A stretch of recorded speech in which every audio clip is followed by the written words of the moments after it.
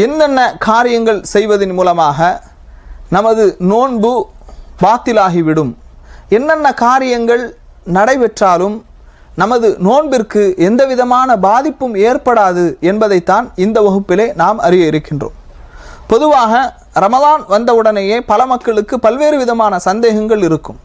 பல் துலக்கும் போது அந்த பற்களுடைய ஈறுகள் இடையில் இருந்து இரத்தங்கள் வெளியானாலோ, சிறு காயங்களின் மூலம் அல்லது விபத்துக்களின் மூலம் இரத்தம் குறைவாகவோ அல்லது அதிகமாகவோ வெளியேறினாலோ, வாந்தி எடுத்தாலோ, இது போன்ற காரணங்களினால் ஒருபோதும் நோன்பு முறியாது என்பதை நாம் கவனத்திலே கொள்ள வேண்டும்.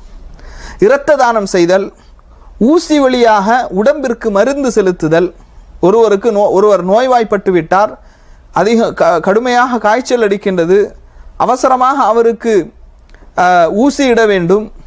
அப்படி அவர் ஊசியிட்டால் அதன் மூலமாக நோன்பு முறியாது என்பதை கவனத்திலே கொள்ள வேண்டும். கண்ணுக்கு காதுக்கு சொட்டு மருந்து விடுவதன் மூலமாகவோ, எச்சில் விழுங்குவதன் மூலமாகவோ, தொண்டைக்குள் சென்று விடாத வகையில் உணவை ருசி பார்ப்பதன் மூலமாகவோ நமது நோன்பு முறிந்து விடாது. தாய்மார்களை பார்க்கலாம். ரமலானுடைய காலங்களில் அவர்கள் உணவை ருசி பார்க்க மாட்டார்கள். உணவை ருசி பார்த்து விட்டால் நோன்பு முறிந்துவிடும் என்ற ஒரு நம்பிக்கை அவர்களிடத்தில் இருப்பதை நாம் என்ன செய்கின்றோம், பார்க்கின்றோம். நாம் வளமையாக 5 நேர தொழுகைக்கும் உது செய்கின்றோம். லுஹருக்கு உது செய்கின்றோம், அசருக்கு உது செய்கின்றோம், ஃபஜ்ருக்காக உது செய்கின்றோம், ஃபஜ்ருடைய வாங்கிற்கு பிறகு. இப்படி உது செய்யும் போது தண்ணீரை வாயிலே கொப்பளிக்கின்றோம். இப்படி கொப்பளிக்கும் போது ஒவ்வொரு தண்ணீரினுடைய அந்த சுவையும் வித்தியாசப்படுகின்றது. சில தண்ணீர் உப்பாக இருக்கும், சில தண்ணீர் இனிப்பாக இருக்கும். இப்படி ஒவ்வொரு தண்ணீரினுடைய சுவையும் வித்தியாசப்படுகின்றது. இதன் மூலமாக எப்படி நமது நோன்பு முறிந்து விடாதோ, அதை போன்றுதான் உணவை ருசி பார்ப்பதின் மூலம் நோன்பு முறிந்து விடாது.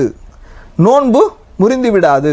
தொண்டைக்குள் உணவு இறங்கினால் மட்டும்தான் நோன்பு முறிந்துவிடும் என்பதையும் நாம் கவனத்தில் கொள்ள வேண்டும். மறதியாக உண்பதினாலோ பருகுவதினாலோ நோன்பு முறிந்து விடாது. இதையும் நாம் கவனத்திலே கொள்ள வேண்டும். சில சகோதரர்கள் ரமலான் மாதத்தினுடைய பகல் வேளைகளில் நகம் வெட்ட மாட்டார்கள், முடி வெட்ட மாட்டார்கள், பகல் வேளையிலே குளிக்க மாட்டார்கள், சுருமாயிட மாட்டார்கள், வாசனை திரவியங்களை பூசிக்கொள்ள மாட்டார்கள். இது போன்ற காரணங்களினால் நோன்பு முறிந்துவிடும் என்று பயப்படுகின்றார்கள். நகம் வெட்டுவதினாலோ, முடி வெட்டுவதினாலோ, பகல் நேரங்களில் குளிப்பதினாலோ, வாசனை திரவியங்களை பூசிக்கொள்வதன் மூலமாகவோ, சுருமா இடுவதன் மூலமாகவோ நமது நோன்பிற்கு எந்த விதமான பாதிப்பும் ஏற்படாது என்பதையும் சகோதர சகோதரிகள் கவனத்தில் கொள்ள வேண்டும். அதை போன்று எல்லை தாண்டாத அளவிற்கு சுய கட்டுப்பாடு உள்ளவர்கள் மனைவியை முத்தமிடுவதும் அணைப்பதும் கூடும், அனுமதிக்கப்பட்ட ஒன்றாக இருக்கின்றது. குளிப்பு கடமையான நிலையில் ஒருவர் நோன்பு நோக்கலாம்.